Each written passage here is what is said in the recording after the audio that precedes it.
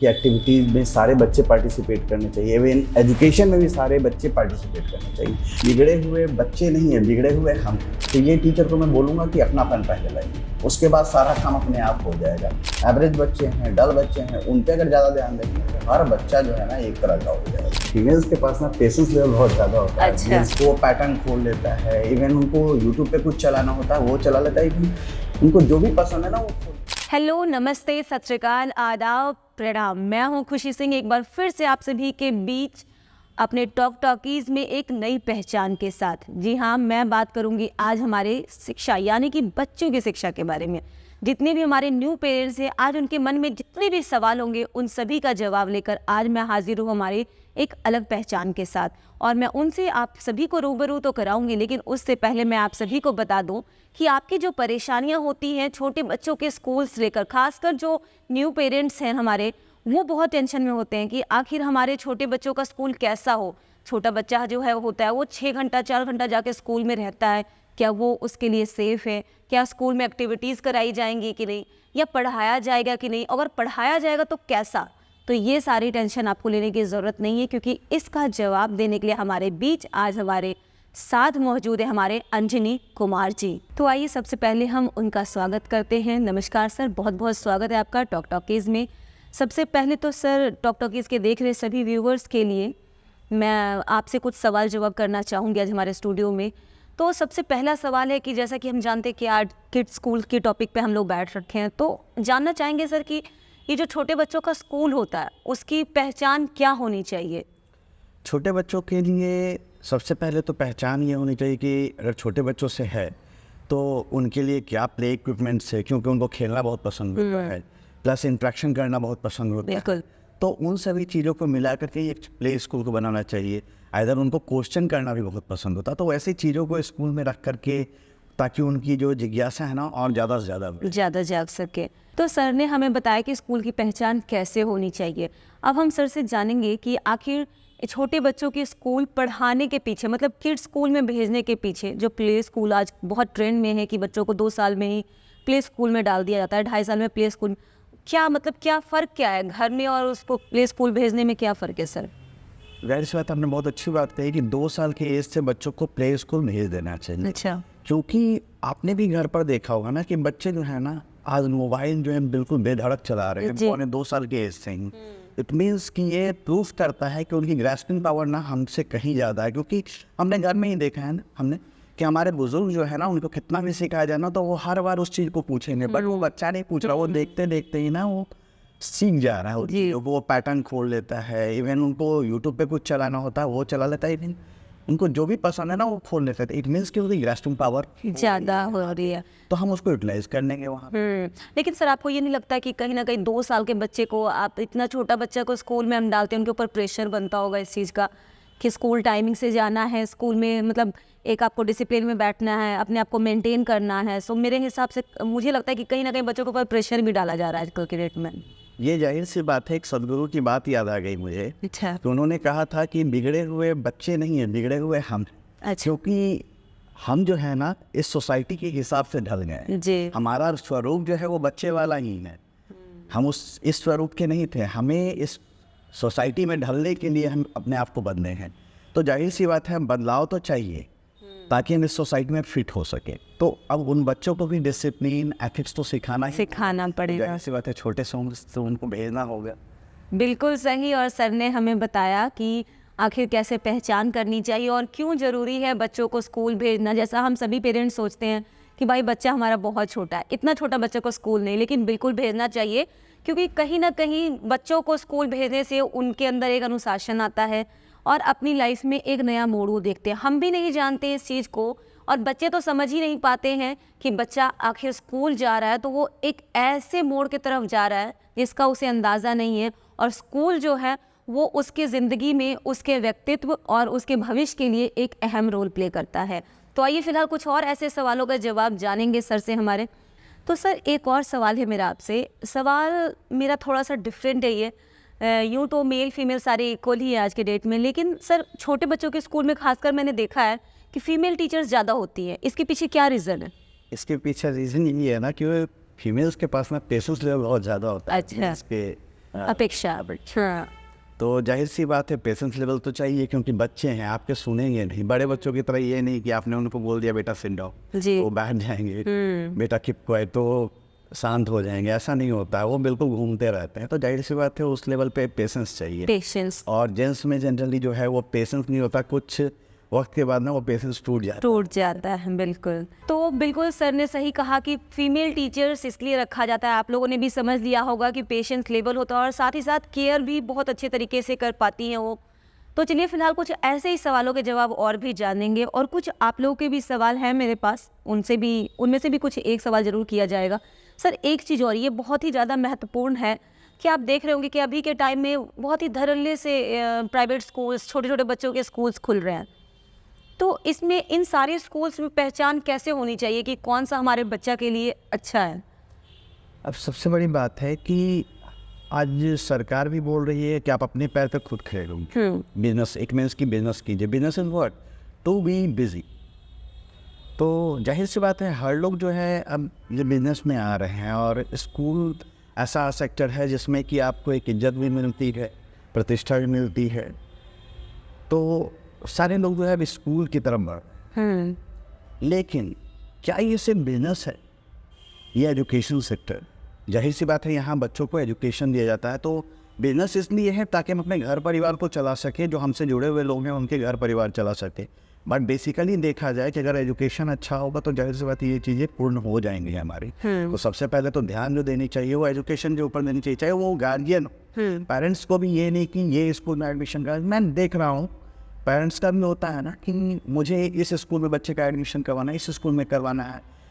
अब उनका दिमाग जो है ना स्कूल की तरफ जा रहा है। इट मीन्स कि वो सोचते हैं कि अगर इस स्कूल में एडमिशन करवा लिया तो मेरा बच्चा जो है कहीं ना कहीं कोई साइंटिस्ट या डॉक्टर या IPS IAS कुछ ऐसा बन जाएगा। ऐसा होता नहीं है, होता नहीं है जनरली। तो बेसिक सी बात है।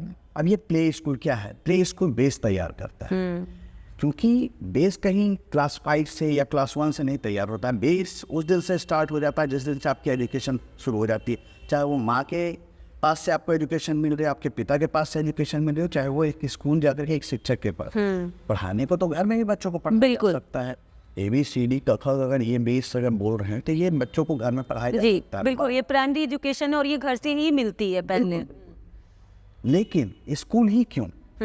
स्कूल में इसलिए ना ताकि वो बच्चे ना पढ़ाई के साथ साथ कुछ एक्स्ट्रा एक्टिविटीज सीखें, बेसिक एथिक्स सीखें, डिसिप्लिन सीखें। क्योंकि अगर डिसिप्लिन नहीं होगा ना तो हम 4 घंटे जो बच्चों को बोलते हैं कि बेटा बैठ जाओ, बैठ कर पढ़ो, वो पॉसिबिलिटी ही नहीं है कभी। बिल्कुल तो बिल्कुल। डिसिप्लिन तो सबसे पहले लाइफ में आनी चाहिए। उसके बाद अगर डिसिप्लिन आ गए तो हमें एथिक्स होनी चाहिए कि हम किससे कैसे बात कर रहे हैं, जी किससे किस तरह से हम अपने रिलेशन को निभा रहे हैं, चाहे वो घर में हो चाहे वो बाहर। तो ये चीज़ें भी उन्हें सिखाने, प्लस इन्वायरमेंटल नॉलेज भी। क्योंकि बुक्स में जो दिखाया जा रहा है ना, बुक्स में जो पढ़ाया जा रहा है, अगर हम उसे समझ रहे हैं, हम और गार्जियंस ये समझ रहे हैं ना कि वो एजुकेशन है प्रॉपर, तो वो प्रॉपर एजुकेशन नहीं है। सभी चीजें जब मिलती हैं ना तब एजुकेशन तैयार हो। That's not enough. यस, बिल्कुल सही कहा सर ने कि जो एजुकेशन हम देते हैं बच्चों को, और ज़रूरी नहीं कि सारी एजुकेशन हमें स्कूल से मिलती है। हमारे छोटे बच्चों की स्टडीज़ अगर कही जाए तो वो घर से ही शुरुआत हो जाती है उसकी। कहते हैं ना प्राइमरी एजुकेशन हमेशा, प्राथमिक शिक्षा जो है वो हमेशा घर से ही स्टार्ट होती है। तो सारे पेरेंट्स से भी एक रिक्वेस्ट है कि आप अपने बच्चों को पहले घर से ही थोड़ी बहुत नॉलेज देना शुरू करें ताकि वो स्कूल में भी उसे और स्कूल के इन्वायरमेंट को जल्दी से अडेप्ट कर सके। और सर ने बहुत ही अच्छी बात एक कही है कि छोटे बच्चों में जो डिसिप्लिन आता है ये भी एक कहीं ना कहीं रीज़न है कि जल्दी बच्चों को स्कूल भेजना चाहिए। लेकिन 2 साल सर मुझे बहुत ही ज़्यादा लगता है। क्या आपको लगता है कि 2 साल की उम्र से ही बच्चों को स्कूल जाना ये सही है? सर मैम बिल्कुल। एक्चुअली होता क्या है ना कि गार्जियंस थोड़ा डरते हैं कि 2 साल की एज में क्यों जाएगा, इतना छोटा है। प्रेशर आइदर उनके फादर मदर या फिर उनके दादी की तरफ से या दादा की तरफ से ज़्यादा जी, ग्रैंड मदर्स के फादर की तरफ से ज़्यादा ये प्रेशर होता है। प्रेशर होता है कि अभी छोटा है क्यों भेजना है।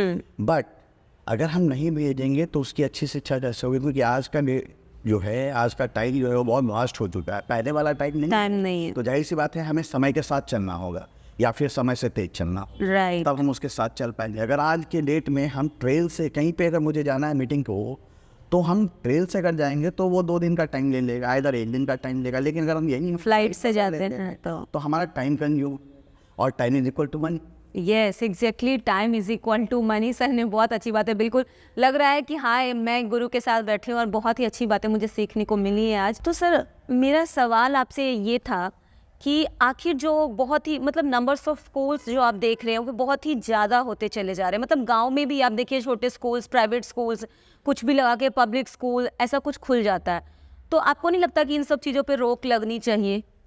बिल्कुल मैम, एक्चुअली बात क्या है ना कि आज किन्हीं को कुछ नहीं मिला तो चलो स्कूल, हाँ जी। बट स्कूल खोलने के पीछे उनका मेन उद्देश्य ये होता है ना कि मुझे बिजनेस करना है, मुझे पैसे कमाना है। बट मैंने पहले भी बोला है कि एजुकेशन फर्स्ट।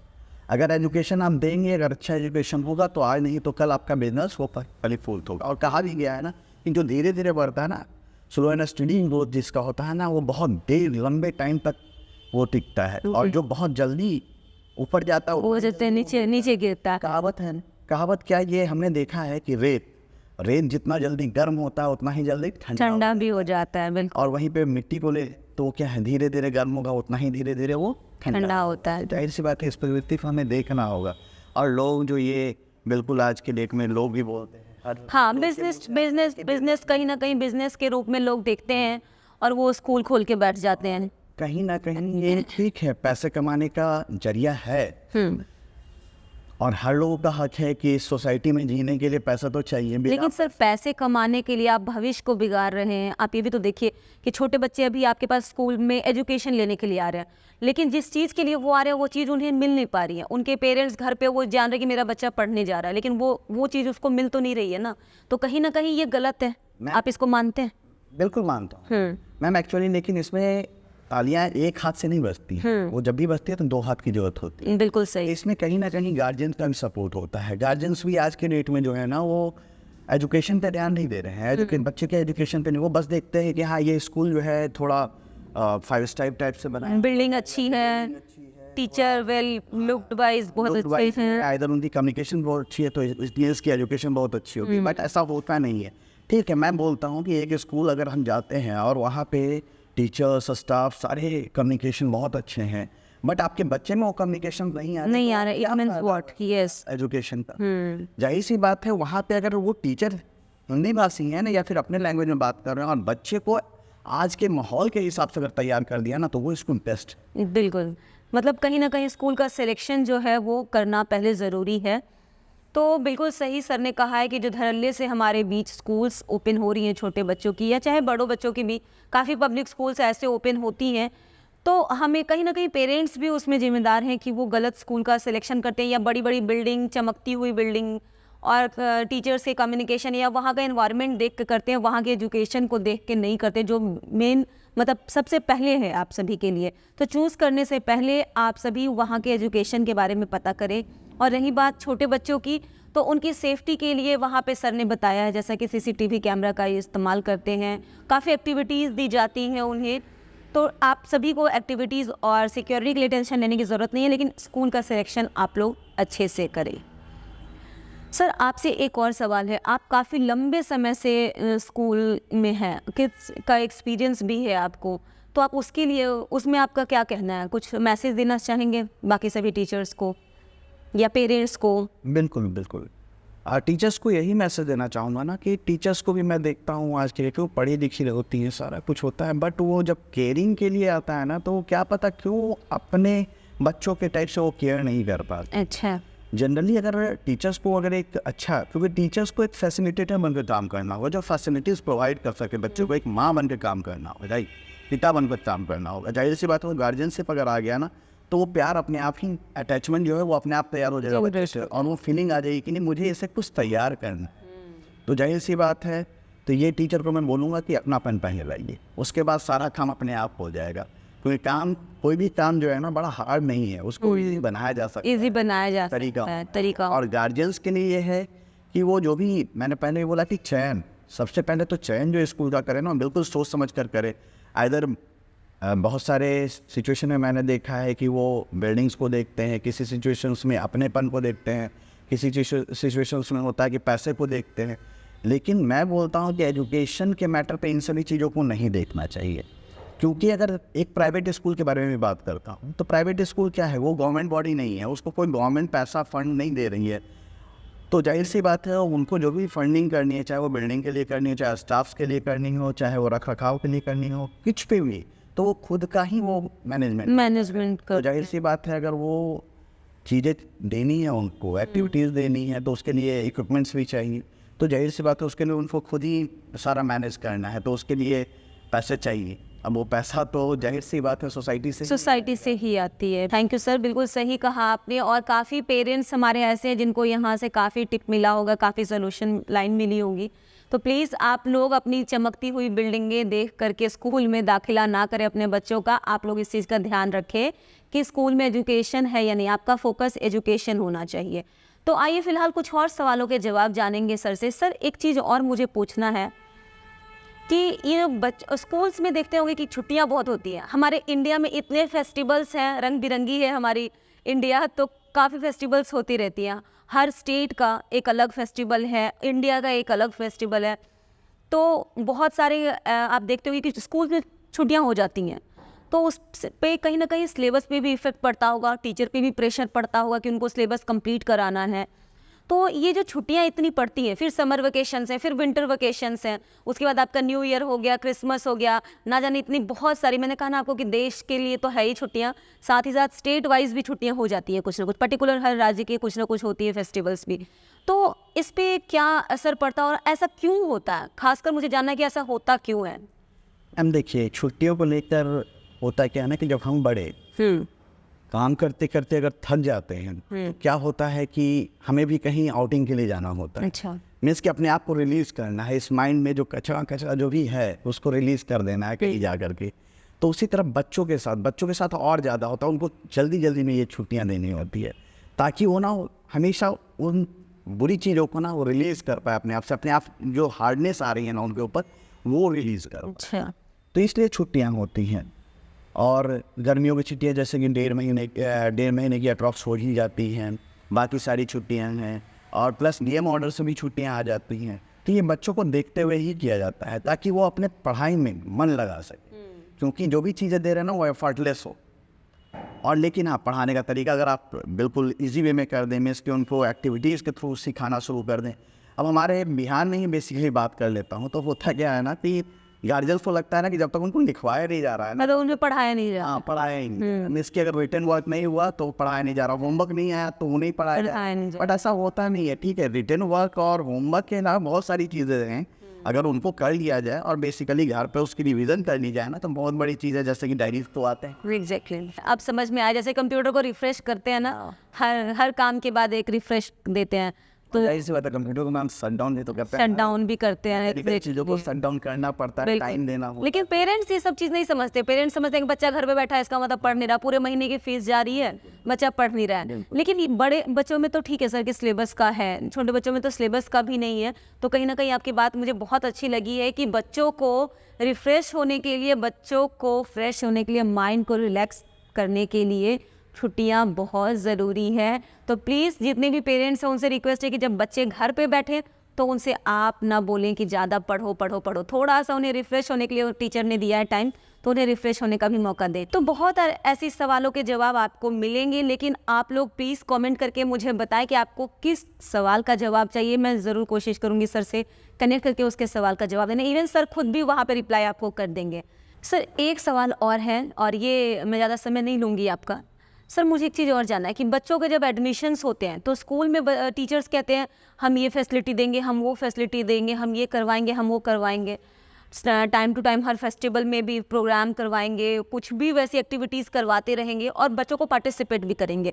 तो दो चीज़ें देखने को आई है हमारे बीच अभी, और कि सबसे पहले तो पार्टिसिपेट तो करवाते हैं बच्चों को, लेकिन उसमें सारे बच्चे इन्वॉल्व नहीं हो पाते। तो मेरे हिसाब से मुझे लगता है कहीं ना कहीं सभी स्कूल्स को वो प्रोग्राम्स ज़्यादा रखने चाहिए या वैसा करना चाहिए कि सभी बच्चे अपना रोलमेंट उसमें दिखा पाएँ। ऐसा होता नहीं, क्योंकि कभी कभी कुछ ही बच्चे पार्टिसिपेट कर पाते हैं और कुछ बच्चे सिर्फ देख पाते हैं। तो कहीं ना कहीं वो चीज़ होनी चाहिए, ज़्यादा नंबर्स ऑफ प्रोग्राम्स आपके ज़्यादा होने चाहिए। दूसरा एक और है सर, जो एडमिशन के टाइम में ख़ास तौर से बोली जाती है कि बहुत ज़्यादा एक्टिविटीज़ है, और आज के डेट में सर बच्चे पढ़ना कम और एक्टिविटीज़ करना ज़्यादा जानते हैं, और अब 2 साल के बच्चों से ज़्यादा उम्मीद भी नहीं कर सकते हैं। तो आप उसमें क्या कहना चाहेंगे कि वो चीज़ें क्योंकि नहीं होती है, पेरेंट्स को नहीं मिलती हैं, तो आपको क्या लगता है कि पेरेंट्स सही हैं यहाँ पे? पेरेंट्स बिल्कुल सही है, एक्टिविटीज़ तो होनी चाहिए। और अभी आपने भी जैसा कहा मैम कि एक्टिविटी में सारे बच्चे पार्टिसिपेट करने चाहिए, इवन एजुकेशन में भी सारे बच्चे पार्टिसिपेट करना चाहिए। क्योंकि हर स्कूल का फंडा ये है ना कि 4 से 5 बच्चे जो है ना बड़े एक्स्ट्राऑर्डिनरी होते हैं, क्योंकि उनके घर पर से वो मेंटरशिप दिया जा रहा है। बट स्कूल में आके क्या हो रहा है ना कि अब पेरेंट्स का कंप्लेन आया कि हाँ मेरे बच्चे को ये नहीं आता है, ये नहीं हो रहा है, वो नहीं हो रहा, तो इधर से ही उनका स्कूल स्टाफ्स का हो जाता है कि नहीं आपके घर से ये प्रॉब्लम आ रही है, आप घर पे उसको देखें।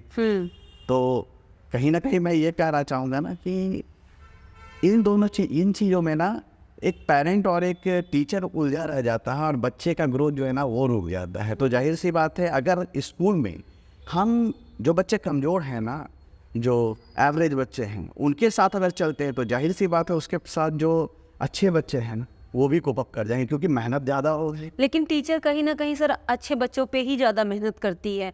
छोटे बच्चे उनको लगता है कि अच्छा ठीक है वो बाद में करेगा, उसको बाद में करेगा। अच्छे बच्चे को ही वो ज़्यादा सपोर्ट करती चली जाती है। ऐसा नहीं आपको लगता है कि ऐसा होता है? ये होता है, बिल्कुल होता है मैम, हर स्कूल में होता है। मैं भी जब पढ़ता था तो भी ये होता हाँ, और आज भी हो रहा है। लेकिन मैं स्कूल से यही कहना चाहूँगा, टीचर से यही कहना चाहूँगा कि ये चीज़ें ना करें, इक्वली डील करना चाहिए। इधर ये भी होता है कि अगर जिनके गार्जियन बहुत अच्छे बैकग्राउंड से आ रहे हैं ना, उनके बच्चे को ज़्यादा अप्रिशिएट भी किया एग्जैक्टली, उन्होंने गलती भी की है तो उन्हें माफ़ कर दिया था, उस गलती को किसी और के ऊपर दे दिया जाता। बिल्कुल। तो ये चीज़ें ना करें, कहीं ना कहीं वो बच्चा जो है ना धीरे धीरे माइंडसेट उसका डिमोटिवेट होना शुरू हो जाता है। ये चीज़ें उनके दिमाग में घूमती रहती है कि हम अच्छे नहीं हैं, शायद हमारे में कुछ कमी है, हमारे पेरेंट्स में कुछ कमी है। बिल्कुल। तो ये चीज़ें बच्चों में लानी।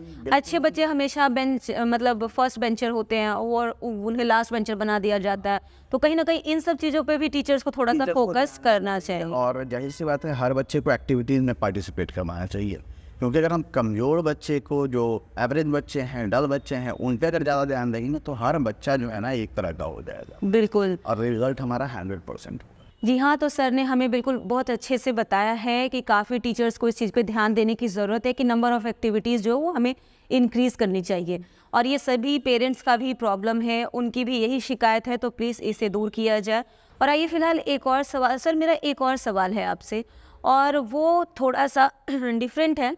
आप देखते होंगे सर कि अभी कुछ पेरेंट्स आपको सवाल भी करते होंगे, बहुत मेरे साथ, मैं भी एक पेरेंट हूँ तो मुझे भी ये चीज़ पता है कि बच्चे जब प्ले स्कूल से जैसे ही पास आउट होते हैं तो उनका टाइम आता है उन्हें दूसरे स्कूल में एडमिशन करवाने की, तो वो आइडिया नहीं मिलता है। तो उसके बारे में आप क्या कहना चाहिए? कैसे पता चले कि हाँ हमें कहाँ एडमिशन करवाना चाहिए? या कुछ पेरेंट्स पूछते हैं, अपने उनको ही पूछते हैं कि आखिर आपका कोई लिंक है जहाँ हमारा बच्चा अच्छे से पढ़ सके, या ऐसी बहुत सारी परेशानियाँ आती है, इसके बारे में आपका क्या कहना है? मैम बिल्कुल, बहुत सारे लगभग गार्जियन का ये एक सवाल होता है कि आपके यहाँ से अगर हम पढ़ाते हैं तो ठीक है, मेरा फ़ायदा क्या होगा, मेरे बच्चे का एडमिशन कहाँ होगा, कोई अच्छे स्कूल में आपका लिंक है कि नहीं लिंक है, वहाँ पे आप एडमिशन करवा पाएंगे कि नहीं करवा पाएंगे। तो मैं उन गार्जियंस को यही बताना चाहता हूँ कि एडमिशन तो हो जाएगा बच्चों का, और जाहिर सी बात है अगर मैंने उनका बेस अच्छा तैयार किया ना, कम्युनिकेशन अच्छे तैयार किया, पर्सनालिटी अच्छा तैयार किया है, डिसिप्लिन अच्छा है, एथिक्स अच्छा है, तो किसी ना किसी स्कूल में तो वो इंटरव्यू से वो एडमिशन ले ही लेगा। वो आपको तो रोकना चाहूँगी यहाँ पे कि कुछ पेरेंट्स का ये भी सवाल है कि जब वो पूछते हैं टीचर से कि कोई अच्छा स्कूल बताइए या कैसे आगे एडमिशन दिला सके, तो वो कहते हैं कि आप इस बच्चे को पहले मेरे पास ट्यूशन के लिए भेजिए, इनको मैं अच्छे से कम्युनिकेट करूँगा, अच्छे से गाइड करूँगा, तब जाके ये अच्छे बेस्ट स्कूल में एडमिशन मिल जाएगा, टेंशन मत लीजिए। लेकिन जो अभी वो टेंशन मत लीजिए वाला जो बोल रहे हैं, ये उससे पहले भी तो कर सकते थे। जब स्कूल में उनको टाइम दिया गया तब भी तो वो पढ़ा सकते थे, अच्छे से गाइड कर सकते थे, अच्छे से कम्युनिकेट कर सकते थे बच्चे के साथ। उस टाइम ऐसा क्यों नहीं करते हैं वो? मैम अगर उस टाइम वो कर देते तो बिजनेस चलता कैसे? तो फिर तो सर वही बात होगी ना कि कहीं ना कहीं शिक्षा को बिजनेस से जोड़ दिया गया है। जाहिर सी बात है। देखिए मैम, एक गंदी मछली जो होती है ना पूरे तालाब को गंदा कर देती है, तो ये चीज़ें हैं यहाँ पे भी।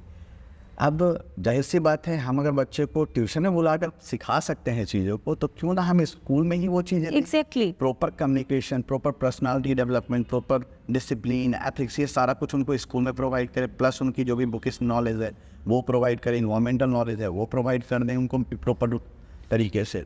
अब जैसे हमारे बिहार के बारे में हर जगह पे होता है कि इनकी इंग्लिश कमज़ोर होती है, तो जाहिर सी बात है इंग्लिश कमज़ोर क्यों? क्योंकि हमारा इन्वायरमेंट नहीं है, एनवायरनमेंट चारों तरफ हुआ।